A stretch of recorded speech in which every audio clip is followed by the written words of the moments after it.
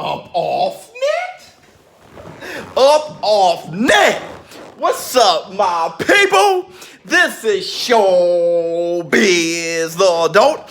Alright, man, look. This is the ShowBizz the Adult Christmas special. Oops, alright, man, look. Let's get to the video. First, I want to say happy holidays to all of my show business partners, all of my subscribers, and anybody who came by this channel just to view this video. Happy holidays to you. Also, congratulations to the winner of the Larry Holmes signature photo, him fighting Evander Holyfield with the certificate of authenticity on the back. A-Palm Taylor, congratulations to you. Come by my Instagram so you can claim your prize. Now, let's get to the video. What is the fight of the year? Who do you think had the fight of the year? And I think when you think of fight of the year, you must consider a few things. And here's what I consider. Impact of the fight. You have to consider the two fighters themselves. What condition are they in? How great are they? Prime of their lives or not? You also have to think of the fight itself. How entertaining was it? How long did the fight go? Was it a slugfest for 12 rounds? High impact, who were fighting, and how entertaining was the fight. Now, in my opinion, there are 4 fights that meet every criteria, and the one who meets it the best, that is the fight of the year, in my opinion. Water. You know, I considered for a quick second Andy Ruiz versus Anthony Joshua 1. Just because of you want to talk about impact, this was one of the greatest upsets in heavyweight history, at least the biggest upset in heavyweight history since Buster Douglas versus Mike Tyson. Many people say that. Though I often think of McCall versus Lennox Lewis, but I think this takes the cake over that. So since Buster Douglas versus Mike Tyson, this right here is the biggest upset in the heavyweight division. But that's the runner-up. I don't have it as one of the 4.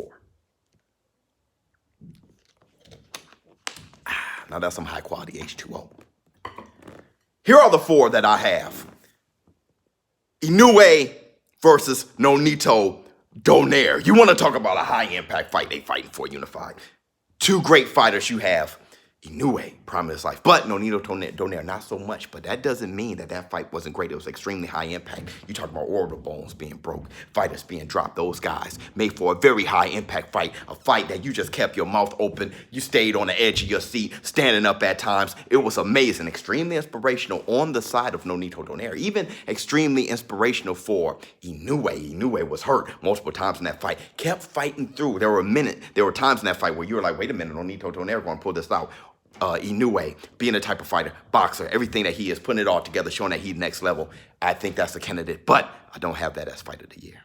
Another candidate that I have is J-Rock, Julian Williams versus Jarrett Hurd. That right there, you want to talk about impact. That was also for unified in the junior middleweight division. Now you have Jarrett Hurd doing what he do, trying to be that tank, trying to walk people down like the juggernaut, cannot be stopped. But you have J-Rock, boxing how he was boxing, punching, slugging at times, going toe-to-toe at times, landing a lot of accurate shots, eventually dropping Jarrett Hurd. That was amazing. You're talking about a guy who don't get dropped, and J-Rock did just that. Many people thought that J-Rock may lose that fight, including Jarrett Hurd. I think Jarrett Hurd may have taken J-Rock's power a little bit lightly, trying to walk him down, and J-Rock doing what he had to do to win that fight, unanimous decision. That was a great victory, great fight, great bout, extremely high impact and entertaining, but I do not have that as fight of the year. Another one, I have Jose Ramirez versus Maurice Hooker. That fight was amazing. I'm talking about also unified bout, extremely important. You're talking about 2 guys in the primes of their lives, having a great fight. Jose Ramirez knocking out Maurice Hooker. To think about that fight is if that fight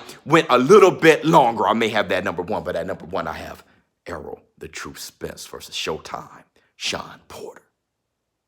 Now, both of those fighters in the prime of their lives. And I'm talking about 2 guys who are at the top of the welterweight division. Those guys had great fights. Those guys are building up a great resume. And many people didn't know which one of those guys were going to actually win this fight. Errol Spence coming in with more hope and more, height than Shawn Porter. But Shawn Porter more tested than Errol Spence. So people had a lot of questions there. And you want to talk about impact. These guys were fighting for unification, IBF and the WBC. And when you talk about the fight itself, how entertaining was the fight itself?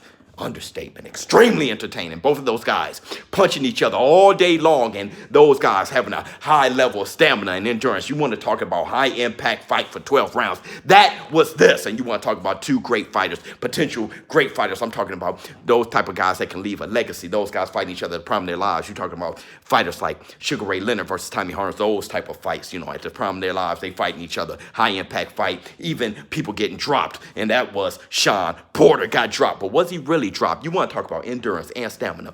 Errol Spence hitting Shawn Porter flush. Shawn Porter was in the type of shape where he was unconscious, but was woken up before he even touched the canvas, and he put his hand down. And I'm talking about touching the canvas. You want to talk about knockdown only officially, because that guy wasn't really literally knocked down. Shawn Porter put his glove down. And while the ref was looking at Shawn Porter, having those guys to start back up again, Shawn Porter screamed, "Let's go!" And that symbolized how great of a fight that was. Errol Spence beating Shawn Porter.